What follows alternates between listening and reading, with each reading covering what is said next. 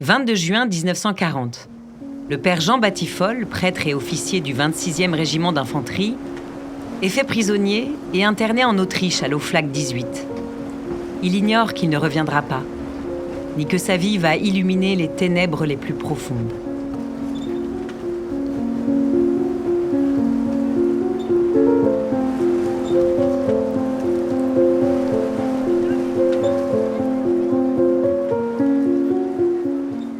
Fils de l'historien Louis Batiffol, neveu de Monseigneur Pierre Batiffol, Jean naît à Paris le 10 avril 1907. Fort de cet héritage, il conjugue très tôt l'intelligence, l'engagement et la foi. Avec son frère Henri, il s'investit dans les équipes sociales du quartier de Reuilly à Paris et dans les conférences de Saint-Vincent-de-Paul à Saint-Gervais.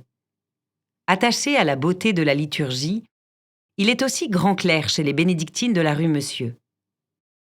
Agrégé, licencié en droit et en histoire, Jean enseigne un temps en Allemagne, à Coblence, avant d'entrer au séminaire des Carmes. Il est ordonné prêtre le 16 avril 1938 à Saint-Joseph-des-Carmes par le cardinal Verdier. Nommé à la paroisse Saint-Étienne-du-Mont, il anime un petit groupe de jeunes normaliens, mais la guerre va transformer son sacerdoce.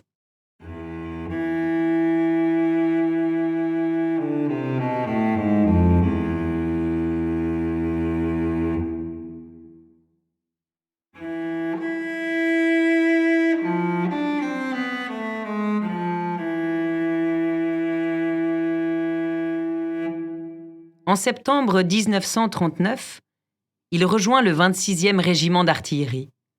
Fait prisonnier en juin 1940, il est envoyé à l'Oflag 18, un camp allemand de prisonniers officiers à Lienz, en Autriche. Mais il y poursuit une intense activité intellectuelle, tout en se préoccupant des besoins spirituels de ses compagnons. Chapelet tous les soirs et nombreuses communions. Soucieux de la mission, il écrit en 1942 « Oui, c'est beau, notre semaine sainte, mais hélas, songez-vous aux milliers d'hommes qui sont sans prêtre depuis près de 2 ans. C'est navrant. » Si bien qu'à l'été 1943, Jean Batiffol quitte volontairement l'Oflag pour devenir aumônier des hôpitaux de Graz en Autriche. Une fois sur place, il rayonne dans les commandos, ces unités de travail forcé. Il célèbre la messe dans des auberges, réconforte des hommes épuisés.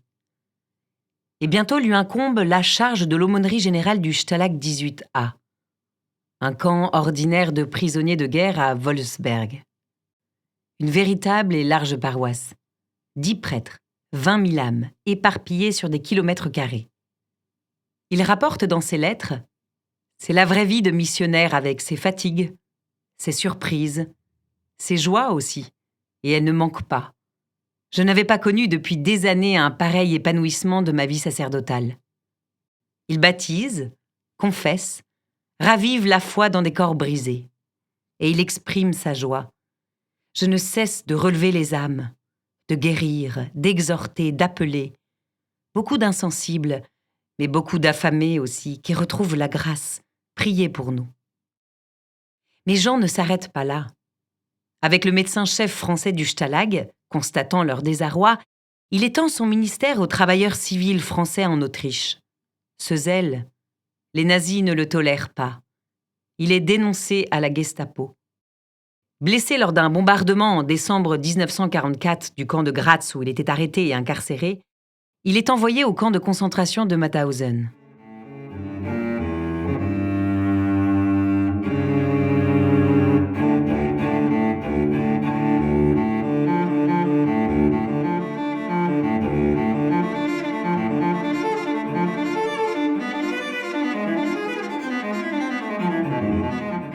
Là, dans l'enfer du Krankenlager, l'hôpital de fortune du camp, Jean Batiffol devient clandestinement aumônier du Révire auprès des mourants. Le docteur français Pécho Baquet, médecin-chef du camp de Wolfsberg, témoigne. Il continue son œuvre de prêtre. Il offre sa part de soupe, passe des jours sans manger. Il ramène à la foi des incrédules, regroupe les jeunes Français dans la désespérance. De jour comme de nuit, il assiste les mourants. Et des malades, il en meurt plus de 300 par jour, de toute nationalité. Se faufilant au bloc des contagieux, au péril de sa propre vie, il accompagne jusqu'à leur dernier souffle des prêtres, des jeunes, des inconnus. Il les écoute, les bénit, les réconforte. Le 30 avril, il échappe, certes, au gazage des malades, mais son corps, lui, s'épuise. Le 5 mai 1945, l'arrivée de 2 automitrailleuses américaines signe la libération du camp. Le 8 mai, jour de la capitulation allemande, Jean-Baptiste Foll tombe de son lit, vaincu par la dysenterie et l'épuisement trop profond. Il avait reçu la veille l'absolution générale des mains d'un prêtre américain.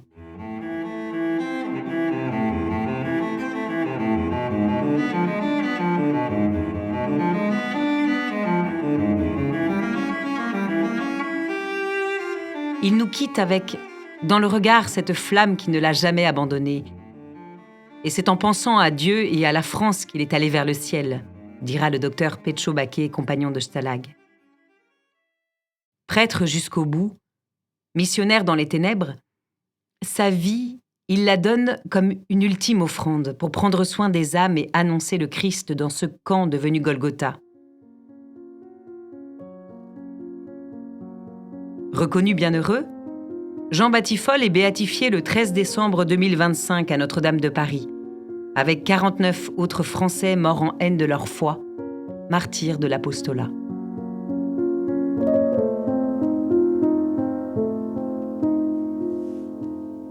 Une production du diocèse de Paris.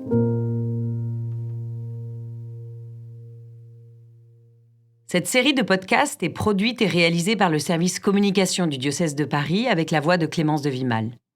Elle a été adaptée par Véronique Fruchard et Étienne Castelin à partir des ouvrages d'Armand Duval, Missionnaire et martyr, 51 témoins du Christ face au nazisme, aux éditions Salvator, et de Monseigneur Charles Molette, Martyr de la résistance spirituelle, aux éditions François-Xavier de Guibert.